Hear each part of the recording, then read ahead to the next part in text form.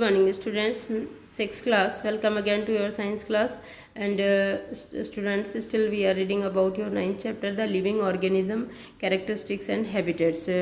Students, it is a large chapter, or we can or we should say that it is a lengthy chapter, so it is running still. Go ahead and let's see the remaining chapter. So we have learnt about some habitats, or some terrestrial habitats in which them we have already learnt about the desert or mountains. Now we will study, or we are going to study about the grasslands. It's also a terrestrial habitats. So let's see the grassland. A loin lives in a forest or a grassland. एक शेर जो है वो grassland घास के मैदान में रहता है या फॉरेस्ट में रहता है. And is a strong animal that can hunt and kill animals like deer. ये एक बहुत मजबूत और शक्तिशाली जानवर है जो दूसरे जानवरों का, जैसे कि हिरन का, शिकार करता है. It is light brown in colour में ये हल्के भूरे रंग का होता है. Look at the picture of a lion and that of a deer. हम लोग जो है वो एक लॉइन और एक हिरन की पिक्चर जो है वो we will see in figure 9.8. Students, how are they eyes placed in the face और दीज टू एनिमल्स. तो कह रहे कि how are the eyes placed in the face for these two animals. इन दोनों जानवरों की आइज़ देखिए आप, क्या ये चेहरे पर है, सामने की तरफ हैं. Are they in the front of on the side of the face, या फिर ये जो है वो चेहरे पे सामने है या पार्श्व में है. Lion have long claws in their front leg that can be withdrawn inside the toes. Lion के जो अगले पंजे होते हैं उनमें लंबे नाखून पाए जाते हैं जिनको वह अपने पैरों की उंगलियों में छुपा कर रख सकता है. ठीक है. Do the features of a lion help it in any way to survive. क्या लॉयन के जो ऐसे फीचर्स हैं वो उसके जीवन यापन करने में जो मदद करते हैं. देखिए, here is the picture of lion and a deer. Its light brown color helps it to hide in dry grasslands when it hunts for prey. इसका जो भूरा रंग है, हल्का भूरा रंग है, वो इसको सूखे घास के मैदानों में छुपने में मदद करता है, जिससे ये अपने शिकार को आसानी से पकड़ लेता है. The eyes in front of the face allow it to have a correct idea about the location of its prey. और इसके जो फ्रंट आइज हैं वो इसको दूर दूर तक इसके जो भोजन के रूप में जीव होते हैं उनके बारे में बताने में सहायता करती है. यानी ये दूर तक देख लेता है अपने भोजन को. A deer is another animal that lives in forest and grasslands. हिरन जो है वो दूसरा जानवर है जो ग्रासलैंड में या फॉरेस्ट में पाया जाता है. It has strong teeth for chewing hard plant stems of the forest. ये जो है वो इसके बहुत मजबूत दांत होते हैं ताकि ये जंगल में पाए जाने वाले पेड़ों के तनों या छालों को आसानी से चबा सके. A deer needs to know about the presence of predators animal like lion that make it their prey in order to run away from them and not become their prey. एक डियर जो है, एक हिरन को जो है वो उस जानने की ज़रूरत होती है कि उसके आसपास जो है उसका कोई प्रीडेटर्स या उसका कोई शिकारी तो नहीं है. तो इन ऑर्डर टू रन, इसीलिए उसको भागना पड़ता है. तो भागने के लिए उसके जो तेज भागने की क्षमता होती है डियर में, away from them and not become their pray, ताकि वो शिकारी के द्वारा पकड़ा नहीं जाए और उसका भोजन नहीं बने. It has long ears to hear movements of predators. और इसके कान जो होते हैं वो लंबे लंबे कान है ना, इसको इसके शिकारी के बारे में या बता देते हैं, इसको बताने में हेल्प करते हैं कि इसकी तरफ कोई बढ़ रहा है या आसपास इसका कोई प्रीडेटर्स है. The eyes on the side of its head allow it to look in all direction for danger. और इसके जो पार्श्व में, इसके सिर के साइड में जो आंखें होती है, इसको दूर दूर तक किसी भी खतरे को देखने में मदद करती है. The speed of the deer helps them to run away from the predators. और इसकी जो भागने की स्पीड होती है उसके शिकारियों से बचाने में इसको हेल्प करती है. There are many other features of a lion and deer और अदर एनिमल एंड प्लांट्स. यहाँ पर बहुत सारे अनुकूलन और भी पाए जाएंगे. शेर में, हिरन में या दूसरे जीव जंतु और पेड़ पौधों में पाए जाते हैं बहुत सारे और भी अनुकूलन. That help them to survive in their habitats, जो कि उन्हें उनके आवास में अनुकूल बनाते हैं या जिंदा रहने के लिए योग्य बनाते हैं। अब now we will see about the some aquatic habitats, यानी जलीय जो हैबिटेट्स हैं उनके बारे में पढ़ेंगे, जलीय आवास के बारे में। और इन दीज हैबिटेट्स और in aquatic habitats, first habitat is oceans, मतलब समुद्री आवास। We already discussed how fish are adapted to live in the sea. हम लोग ये पहले ही डिस्कस कर चुके हैं कि फिश जो है वो किस तरह से समुद्र में रहने योग्य बनती है। Many other sea animals have streamline bodies to help them move easily in water. Fish और दूसरे समुद्री जीवों की जो बॉडी होती है वो स्ट्रीमलाइंड होती है, यानी धारा रेखी होती है, जिससे वो आसानी से वाटर में मूव कर सकते हैं। There are some sea animals like squid and octopus which do not have these streamline shape. लेकिन कुछ और जीव होते हैं समुद्र में पाए जाने वाले, जैसे स्क्विड और ऑक्टोपस, जिनकी बॉडी जो है वो धारा रेखीय नहीं होती है। They stay deeper in the oceans, ये समुद्र की गहराई में, तलहटी में रहते हैं। Near the sea bed and catch any prey that moves towards them, ये समुद्र की तलहटी में, गहराई में रहते हैं और इनकी तरफ जो भी इनका भोजन बढ़ता है, जो भी जीव बढ़ता है उसका ये शिकार करते हैं। However when they move in water they make their body shapes streamline.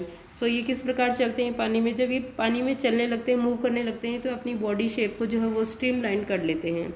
They make their body shapes streamline, धारा रेखीय बना लेते हैं और फिर आसानी से चलते हैं। These animals have gills to help them use oxygen dissolve in water, और इन जीवों के अंदर गिल्स पाए जाते हैं जो कि पानी में घुली हुई ऑक्सीजन को श्वसन के लिए उपयोग में लेने के योग्य बनाते हैं इनको। There are some sea animals like dolphins and whales that do not have gills, लेकिन कुछ और समुद्री जीव हैं जैसे व्हेल और डॉल्फिन जिनके गिल्स नहीं पाए जाते। They breathe in air through nostrils और blow holes that are located on the upper part of their head, ये जो हैं इनके सिर पर पाए जाने वाले नासा छिद्रों या जैसे वात रंध्रों के द्वारा जो है श्वसन करते हैं। इनके सिर के ऊपर 2 छेद पाए जाते हैं जैसे हमारे अंदर पाए जाते हैं, ये उनसे श्वसन करते हैं। These allows them to breathe in air when they swim near the surface of water, ये जब पानी की सतह के आसपास तैरते हैं तो ये नासा छिद्रों के द्वारा या ये वात रंध्रों के द्वारा आसानी से जो श्वसन कर लेते हैं। They can stay inside the water for a long time, ये पानी के अंदर काफ़ी समय तक के लिए रह सकते हैं विदाउट ब्रीदिंग, बिना सांस लिए।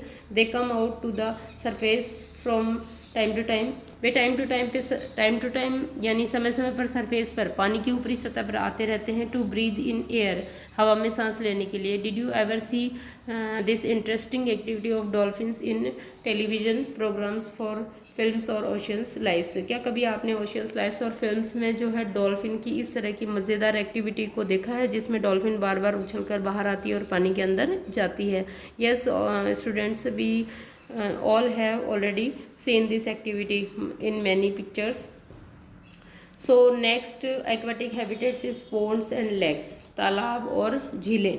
ठीक है, have you seen plant growing in ponds, lakes, rivers and even some drains? क्या कभी आपने नालियों में, ponds में और लेक्स में, रिवर्स में जो कुछ पौधों को उगते हुए देखा है? Go on a field trip to a nearby pond, आप अपने आसपास स्थित किसी तालाब की ट्रिप के लिए जाइए या भ्रमण के लिए जाइए, इफ़ पॉसिबल, यदि पॉसिबल है तो। And try to observe the kind of plant that are seen there, और वहाँ पर उगे हुए पौधों को देखने का प्रयास कीजिए। कैसे? Observe the leaves, stem and roots of these plant, और देखिए कि इनकी स्टेम,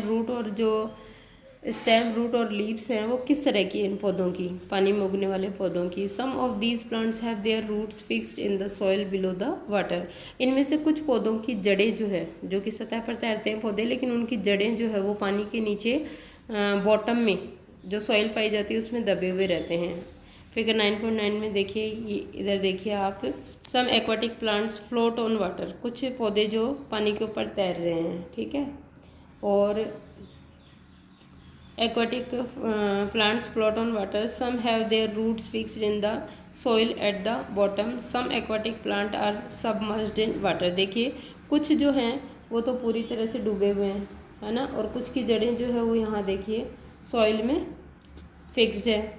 ठीक है, कुछ कम्प्लीटली डूबे हुए हैं और अंदर ही ग्रो करते हैं, और इसके अलावा कुछ जो हैं वो उनकी फ्लावर्स वगैरह तो फ्लोट करते हैं, फ्लावर्स वगैरह फ्लोट करते हैं सरफेस के ऊपर, और लीव्स वगैरह जो है वो अंदर हैं इस तरह से। तो देखा आपने किस तरह के जो एक्वाटिक प्लांट्स हैं उनमें भी कितना वेरिएशन है।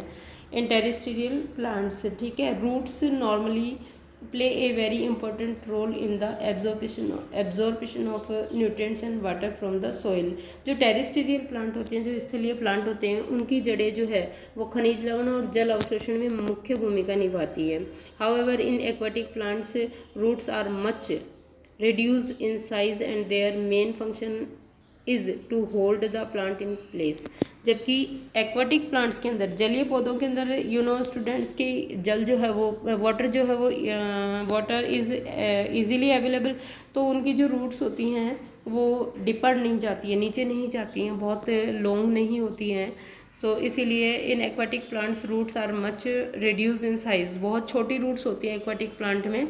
And their main function is to hold the plant in place, और उनका मेन फंक्शन जो है वो केवल इनको सीधे खड़े रखना जल में, इतना ही होता है, ताकि वो सॉइल में नॉर्मली जो है वो स्टे कर सकें।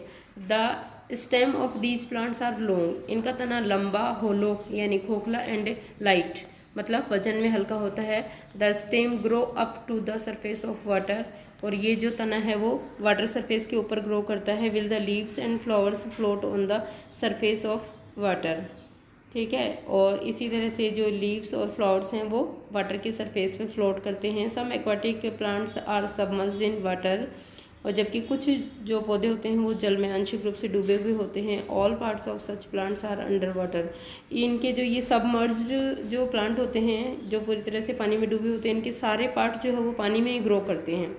सम of these plants have narrow and thin ribbon like leaves, इनमें से कुछ पौधों की पत्तियां जो है वो संकरी और रिबन के समान होती है। These can bend in the flowing water, ताकि बहते हुए पानी में ही आसानी से मुड़ सकें। इन सम सबमर्ज्ड प्लांट, जबकि कुछ पानी में डूबे हुए पौधों में leaves are often highly divided, पत्तियां बहुत अधिक कटी फटी होती है। Through which the water can easily flow without damaging them, जिससे कि पानी जो है वो उनको बिना क्षति पहुंचाए और इनके बीच में जो कट्स बने हुए हैं उनके अंदर से आसानी से बह जाता है। Frog usually live in ponds, मेंढक जो है वो साधारणतः तालाबों में पाया जाता है। Frog can stay both inside the water as well as move on land, जो फ्रॉग है, मेंढक है, वो पानी और लैंड दोनों पर आसानी से रह सकता है। तो लगभग कुछ हिस्सा वो जो अपनी लाइफ साइकिल का वो पानी में स्पेंड करता है और कुछ जो है वो लैंड पर करता है। They have strong back legs that help them in leaping and catching there pray, इनके जो पिछले पैर होते हैं बहुत स्ट्रॉन्ग होते हैं, जिससे ये अपने प्रे को यानी किसी भी अपने भोजन को जो पकड़ने में आसानी रखते हैं। They have webbed feet which help them swim in water, और इनके जो पश्चपाद होते हैं, पिछले पैर होते हैं, उनके अंदर वेब्ड होते हैं, यानी उनकी उंगलियों के बीच में एक जाल जैसी संरचना पाई जाती है, जिससे जब ये पानी में रहते हैं तो they can easily swim in water. We have discussed only a few common animals and plants compare to the wide variety that live in different habitats. हमने अलग अलग हैबिटेट्स में रहने वाले केवल बहुत थोड़े जीवों का और पौधों के बारे में चर्चा की है। You may have also notice that very wide variety in plants around you, जबकि आप अपने आसपास भी देखेंगे कि जो बहुत अधिक या बहुत लंबी चौड़ी श्रृंखला में पौधे मौजूद हैं। When you prepared a herbarium as part of the suggested activities in chapter 7, यदि आप चैप्टर 7 में बताए गए अनुसार एक हर्बेरियम बनाएंगे, image the kind of variety that you could see in a herbarium of leaves of plants from all region of the earth. तो आप देखेंगे कि कितनी तरह के पौधे मौजूद हैं, और आपके जो लीव्स का जो आपने हर्बेरियम बनाया उसमें कितनी वैरायटी की लीव्स जो हैं वो इकट्ठी हो जाएंगी आपके पास में। इसका मतलब है कि जो अर्थ है उसके ऊपर बहुत ज़्यादा वाइड वैरायटी के अंदर जो प्लांट्स पाए जाते हैं। सो स्टूडेंट्स, फ्रॉम हियर और from this video you can do or you will do the adaptation of the animals or plant of ponds and lakes habitat, oceans habitat और grassland habitats, यानी तीनों habitats जो मैंने आज आपको यहाँ पे स्टडी कराए हैं, उन तीनों में पाए जाने वाले पेड़ पौधों और जीव जंतुओं के जो भी आपको अडेप्टेशन है वो you will do in your notebook, and your remaining chapter will in your next video. Okay students.